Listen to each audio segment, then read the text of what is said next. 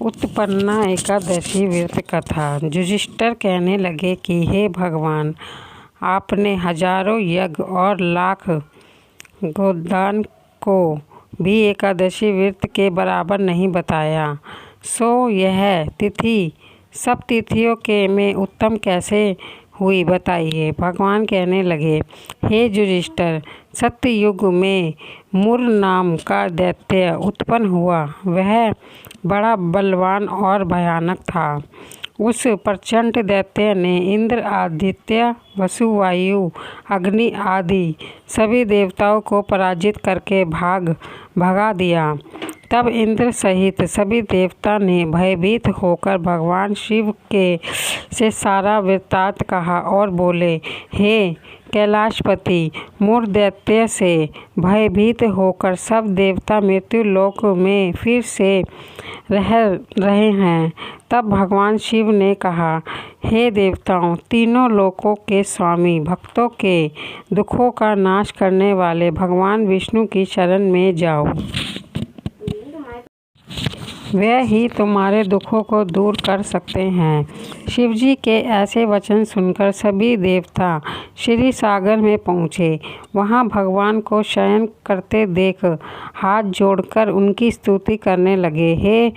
हे देवताओं द्वारा स्तुति करने योग्य, क्यों आपको बारंबार नमस्कार है। देवताओं की रक्षा करने वाले मधुसूदन, आपको नमस्कार है। आप हमारी रक्षा करें। दैत्यों से भयभीत होकर हम सब आपकी शरण में आए हैं। आप इस संसार के कर्ता, माता पिता, उत्पत्ति और पालनकर्ता और संहार करने वाले हैं। सबको शांति प्रदान करने वाले हैं। आकाश और पाताल भी आप ही हैं। सबके पिता ब्रह्मा, सूर्य, चंद्र, अग्नि, सामग्री, होम, आहुति, मंत्र, तंत्र, जप, यज्ञमान, यज्ञ कर्मकर्ता, भोक्ता भी आप ही हैं। आप सर्वव्यापक हैं। आपके सिवा तीनों लोकों में चर तथा अचर कुछ भी नहीं है। हे भगवान, दैत्यों ने हमको जीतकर स्वर्ग से भ्रष्ट कर दिया है और हम सब देवता इधर उधर भागे फिर रहे हैं। आप उन दैत्यों से हम सबकी रक्षा करें।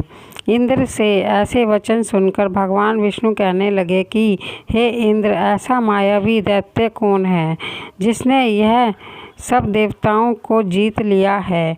उसका नाम क्या है, उसमें कितना बल है और इसके श्राप में आश्चर्य है तथा उसका स्नान कहाँ है, यह सब मुझे कहे।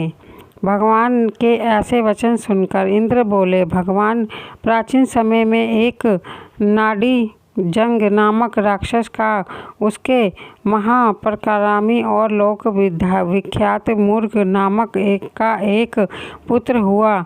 उसकी चंद्रवती नामक की नगरी है।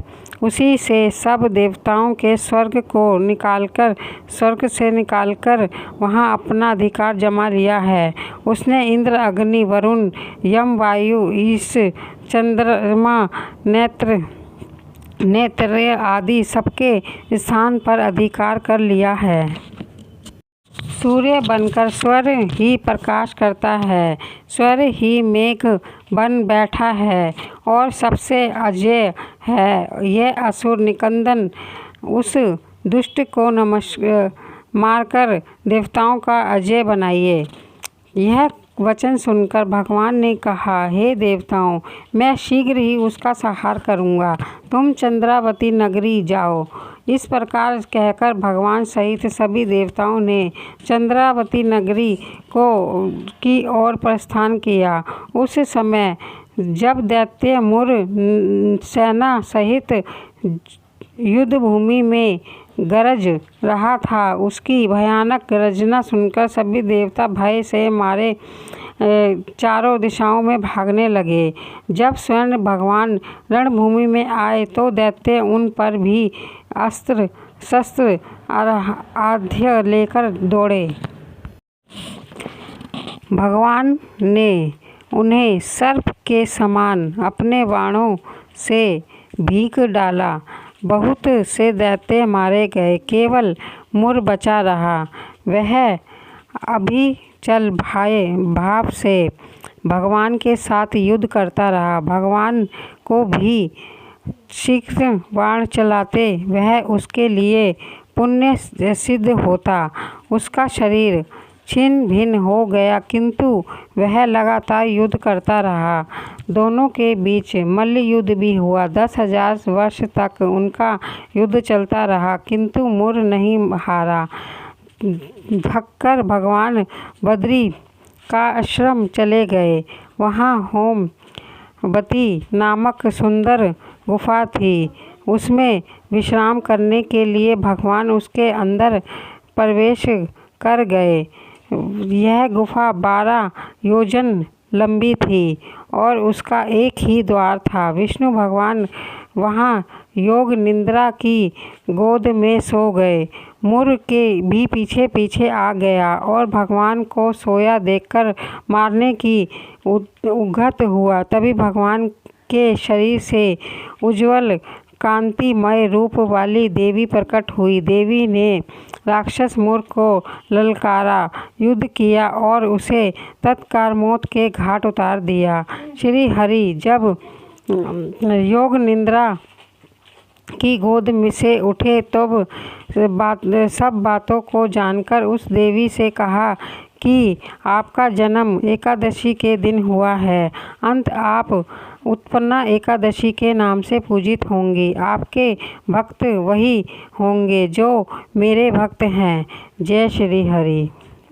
आपको मेरी कहानी कैसी लगी? अच्छी लगी हो तो मेरे चैनल को सब्सक्राइब करें, लाइक करें और कहानी को ज़्यादा से ज़्यादा शेयर करें, ताकि आपके साथ साथ इस कहानी का लाभ किसी और को भी मिल सके। धन्यवाद।